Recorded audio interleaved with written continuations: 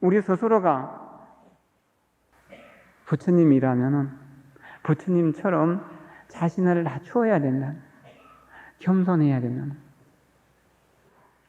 그리고 소중한 사람들, 소중한 부처님인 미래의 부처님이 되실 분들이라고 해도 좋고 또 현재의 부처님이라고 해도 좋을 겁니다. 이분들을 내가 만나는데 함부로 대할 수 있겠는가? 조금도 어느 한순간도 어떤 한 사람도 함부로 대할 수 없다면 전부 소중한 사람들. 소중하게 대한다는 그건 뭡니까? 정성스러움이다. 모든 사람을 소중하게 대하는 마음이 정성스러움이다. 그리고 모든 사람을 부처님으로 대하는 것을 공경합니다. 이 정성과 공경으로 살면은 우리 스스로가 부처님이 될 수 있고 부처님을 닮아갈 수 있는 거죠. 모든 사람을 정성스럽게 모든 사람을 공경하는 그런 사람을 보면서 저 사람은 참 형편없는 사람이다 이렇게 말은 안 하겠죠. 저 사람은 이 시대의 부처님 같은 분이다. 관세음보살 같은 분이다 이럴 거잖아요. 정성스럽고 공경스럽게. 그렇죠? 그럼 여러분들이 부처님으로 대접받고 관세음보살로 대접받기 위해서는 여러분 스스로가 뭡니까? 정성스럽고 공경스러워야진다. 그게 이제 자기 자신을 낮추고 다른 사람을 존경하는 그 속에서 정성과 공경이 나오는. 이 정성과 공경이 없다면은 하나도 이룰 수 없다는. 모든 것을 다 잃어버리게 된다는. 정성스럽고 공경스럽게 살아야 된다. 이것은 나보다 나은 훌륭한 분들에게만 정성과 공경을 표할 것이 아니라 모든 사람들을 3살 먹은 아이, 아니 기어다니는 아이에게라도 절을 할 수 있는 마음가짐으로 그런 마음의 자세로 살아야 된다는 거예요. 우리 말에 살림살이라고 하는 말이 있죠. 자, 부부가 한 가정을 이루고 살림을 시작하는 것, 살기 시작하는 것을 살림 차린다 그러고 살림을 시작한다고 그렇게 말하잖아요. 그렇죠? 살림살이는 뭡니까? 재미있는 것이고 살만한 겁니까? 여기 살림을 여러 해 동안 사셨잖아요. 주인이 돼서도 사셨고 또 이 거들어주는 입장에서 사셨고 그러잖아요. 살림이 행복입니까? 살림살이가 행복입니까? 아닙니까? 근데 왜 살림을 살아요? 살림하면은 참 많은 의미가 거기에 함축되어 있는 거죠. 살림하면 참 많은 의미가 함축되어 있어요. 여러 가지 모든 일들이 그 살림이라고 하는 말 속에 다 들어있어요. 그래서 이 고통스러워도 참아야 되고 힘들어도 해야 되는 그러한 그 일들이 있잖아요.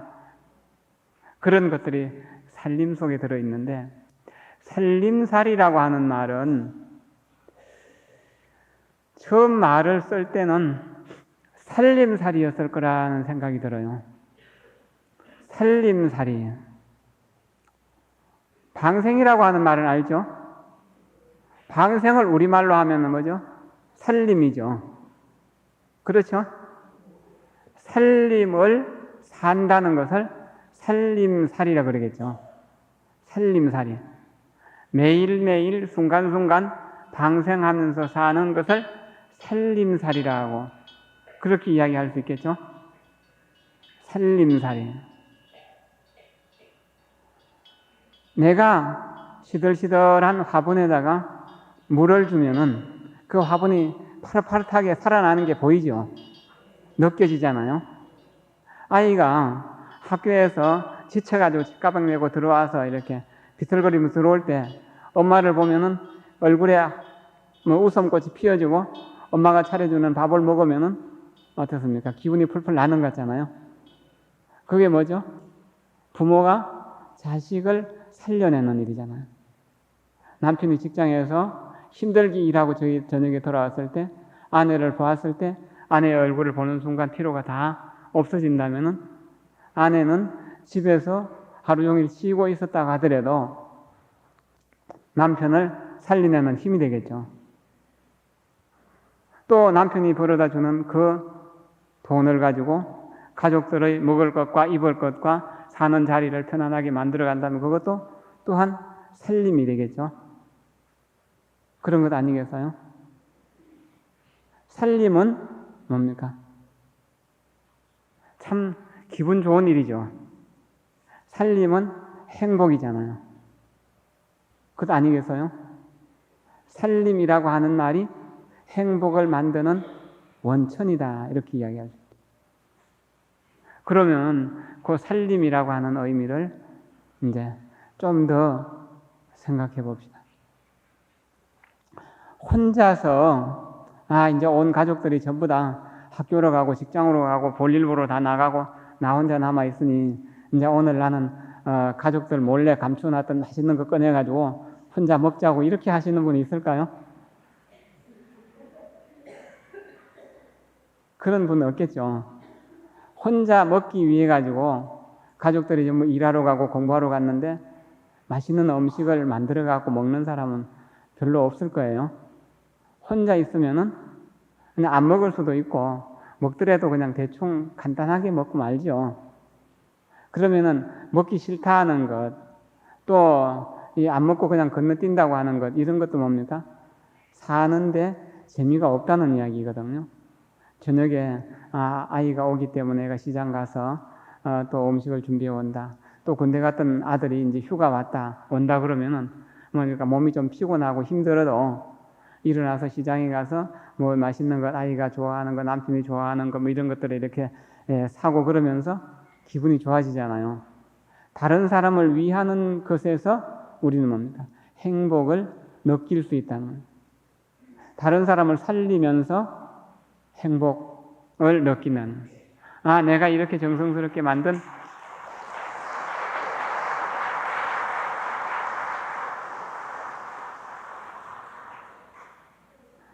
정성스럽게 만든 이러한 음식을 맛있게 드실 분들을 생각하면서 한다면 이것이 뭡니까?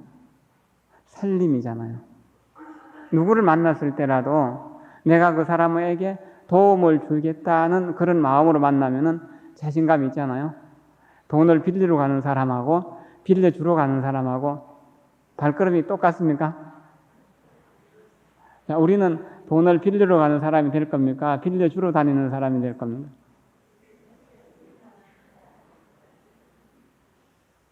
어찌해야 될까?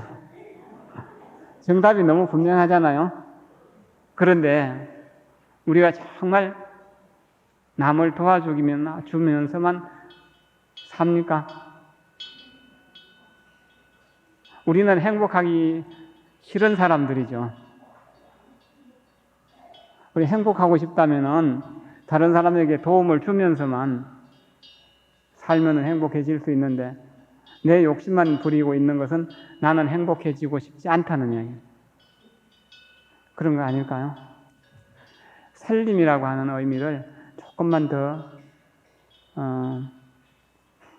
여기 이제 주부들이 주로 이제 계시기 때문에 주부들을 이제 중심으로 해서 말씀드려야겠습니다. 자신을 낮춘다고 하는 겸손과 또 그 겸손이 정성과 공경으로 이어지는 것, 이것이 살림이라고 그렇게 말씀드릴 수 있는데 어떻게 살려낼 것인가? 어떻게 살려낼 것인가? 절에 오는 것을 안 좋아하는 남편들도 있을 수 있죠.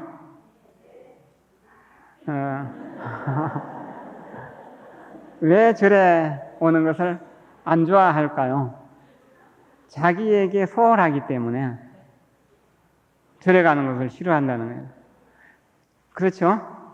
그러니까 이제 절에 못 가게 하는 사람들을 뭡니까? 절에 갔다 오라고 이렇게 말할 수 있도록 하는 한 가지 방법이 뭡니까? 바로 나는 오늘 절에 갔습니다. 절에 가서 당신을 부처님처럼 섬기는 법을 배우고 왔습니다. 그래서 지금 이 시간부터는 난 당신을 부처님처럼 섬기면서 살겠습니다. 절에 갔다 와서 이렇게 이야기해 보세요.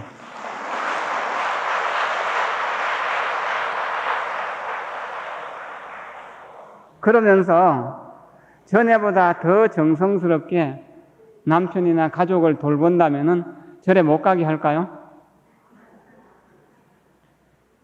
그러지는 않겠죠? 여러분들이 지혜로워야 되는 게 그런 겁니다. 남편이 만약에 병들어 있다면, 혹은 자식이 병들어 있다면 집안의 재산을 다 팔아서라도 어떻게 해요? 병을 고쳐야 될 거 아니에요? 그는 소중한 분인데 그 소중한 분들을 위해서 내가 정성스럽게 사는 건 너무 자연스러운 일 아니에요? 그렇잖아요. 그러니까 부처님을 모시고 사는 마음으로 살림을 산다는 거예요. 음식을 만드실 때 어떻게 합니까? 내가 세세생생 만나기 어려운 거룩한 부처님을 만나서 부처님에게 공양을 올린다는 마음으로 부처님을 모신다라고 하는 그런 정성스러운 마음으로 음식을 만들자. 정말 밥할 때 쌀도 여러 번 골라내고 다시 여러 번 씻어서 밥을 정성으로 만든다. 반찬을 만들 때도 정말 정성스럽게 맛깔스럽게 만든다. 그리고 그것을 정성스럽게 차려내면서 음식을 만들면서 기도를 하는 거야. 이 음식을 드시는 내 부모님과 내 남편과 내 가족들이 모두 다 부처님처럼 훌륭하게 자기에게 주어진 학업을 또 업무를 아주 원만하게 능숙하게 처리해낼 수 있는 훌륭한 힘을 만들어 주십시오 하면서 또 힘을 만듭니다 하는 그런 정성으로 음식을 만들으라고 합니다. 그러면 그 음식을 드시고 절대 나쁜 짓을 할 수가 없을 거예요. 절대 나쁜 짓을 할 수가 없는 거죠. 게으름을 부리려야 게으름을 부릴 수가 없습니다. 음식을 정성스럽게 만들어서 대접한다면, 그리고 빨래를 하면서 생각하는 겁니다. 내가 옷을 빨아서 옷에 있던 먼지나 더러운 때가 다 없어지는 것처럼 내가 빨래한 옷을 입으시는, 내가 사온 옷을 입으시는 우리 가족들의 마음속에 더러운 때가 있다면, 고통스러운 때가 있다면 이것이 다 없어지기를 바라는. 그리고 그것을 다 이제 걷어가지고, 말려서 걷어가지고 다림질 하잖아요. 다림질해서 정리해 놓을 때, 다림질해서 이 구겨진 옷이 주름이 펴지는 것처럼 우리 가족의 마음속에 뭔가 주름진 일이 있다면, 고통스러운 일이 있다면 그런 것이 다 펴지기를 바라는. 내가 빨래한 이 옷을 입으시는 우리 가족들은 인욕바라미를 성취할 수 있는 인욕의 옷을 만들어 드립니다. 인욕의 옷을 만들어 드립니다. 그래서 이 옷을 입으시는 분은 반드시 인욕바라미를 성취하면서 어디 가더라도 모든 사람들에게 환영받을 수 있는, 모든 사람들에게 기쁨을 나누어 줄 수 있는 그런 사람이 되기를 발언하면서 빨래를 하고 다림질을 하고 정리하는, 청소를 하면서도 마찬가지죠.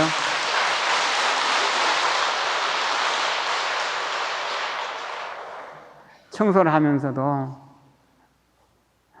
밖에서 힘들고 지치고 어렵죠. 윗사람에게 눌리고 밑에 사람에게 치받치면서 고객들에게 이리 당하고 저리 당하면서 고통스럽게 정말 힘들게 일을 하시잖아요. 공부하시는 것도 마찬가지죠.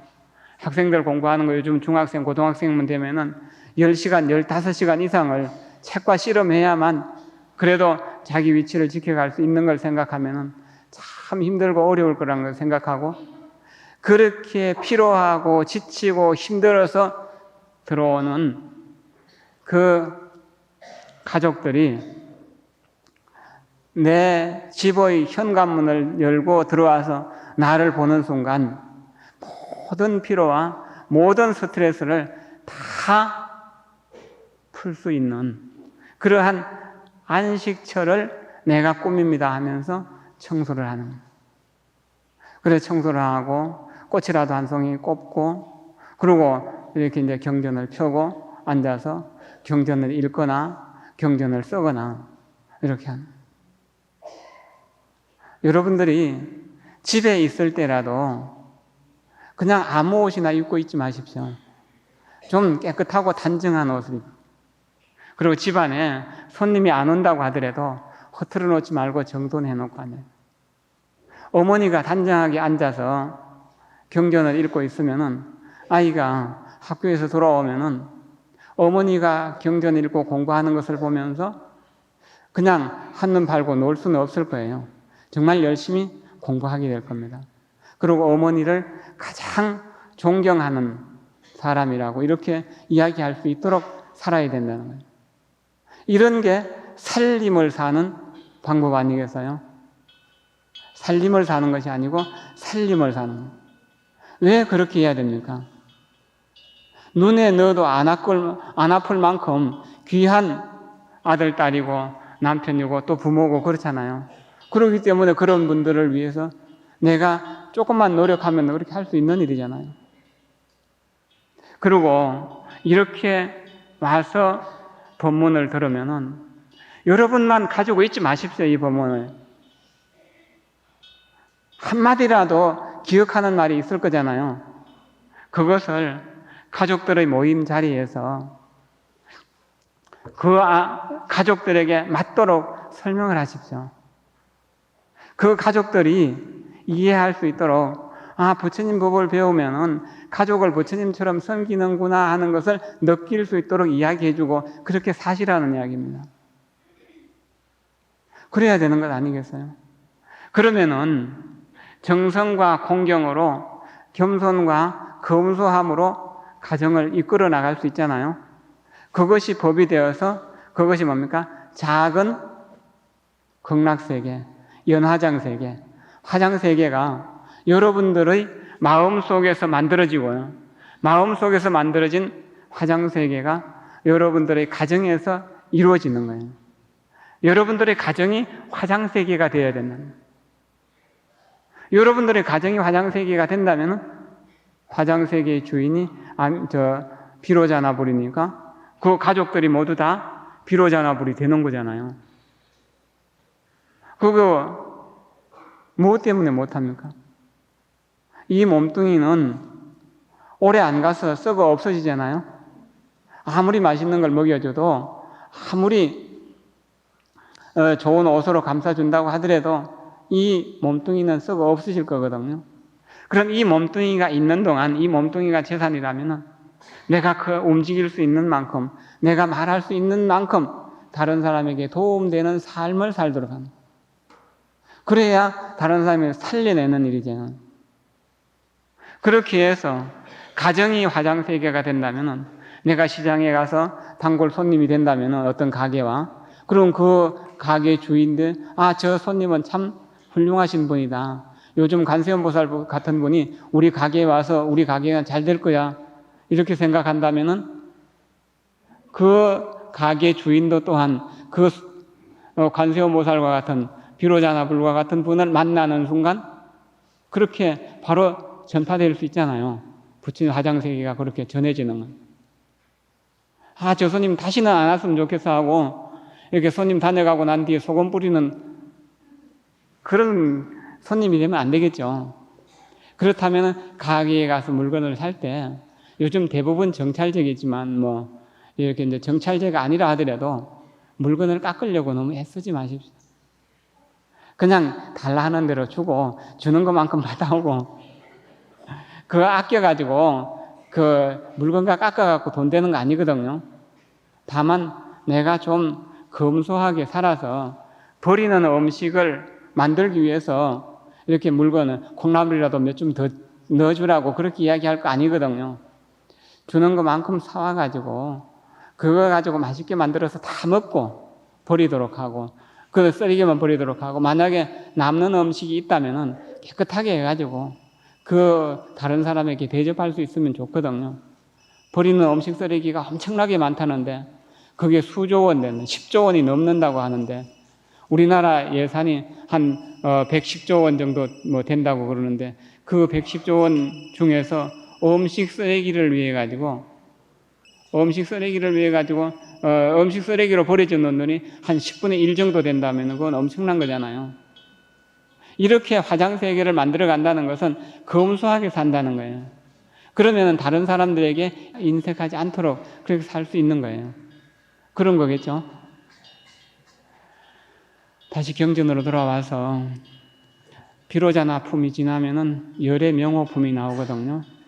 그 이제 이 화장 세계에서 또 다시 위로 이렇게 무량한 부처님 국토를 지나서 동방으로 무량한 국토를 지나서 무슨 세계가 있고 무슨 세계가 있고 무슨 세계가 있고 무슨 세계가 있는데 그 세계마다 전부 이 만이보배로 이루어지고 만이연꽃으로 이루어지고 팔공덕수가 넘치는 이런 이 연못이 있고 또 뭐 이 연못마다 아주 크고 화려한 연꽃이 핀다는 식으로 이렇게 해서 많은 세계를 중중무진으로 설명하면서 거기에 다시 무량한 부처님들이 계시고 그 부처님들이 중생을 위해서 법문을 하시고 그 법문을 듣고 중생들이 다시 모두 다 부처님에게로 돌아오고 그게 부처님 법에 귀의하고 기이하는 이런 이야기를 현실 속에서 나와 만나는 사람들을 전부 부처님으로 만들고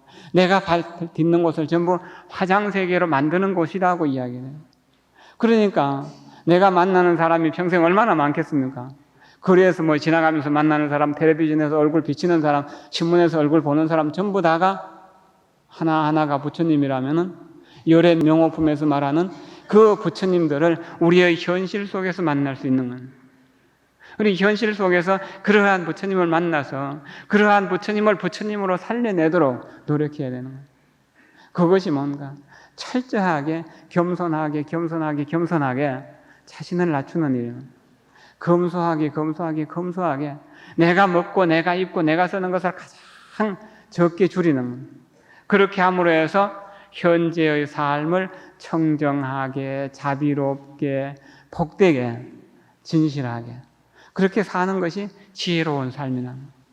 이러한 지혜로운 삶을 살아갈 때 이 땅이 바로 부처님 국토가 되는 것이고 우리가 바로 부처님이 되는 거예요.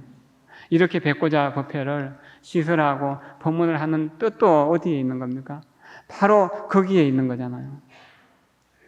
여러분들과 함께하는 시간 여러 가지로 부득한 제가 한 이야기들이 여러분들의 앉아있는 자리를 지루하게 했고 여러분들을 힘들고 어렵게 했다면 진심으로 참회를 드립니다. 그리고 공덕이 된다면 여러분들의 귀가 열려있는 청법의 공덕이라고 생각됩니다. 이 자리에 함께했던 시간 행복했었습니다. 이 자리를 마련하신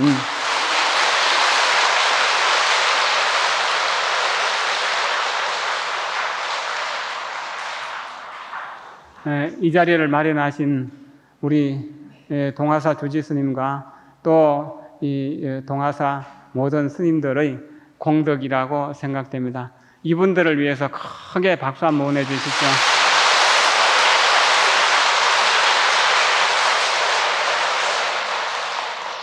자, 모두 다 성불하십시오.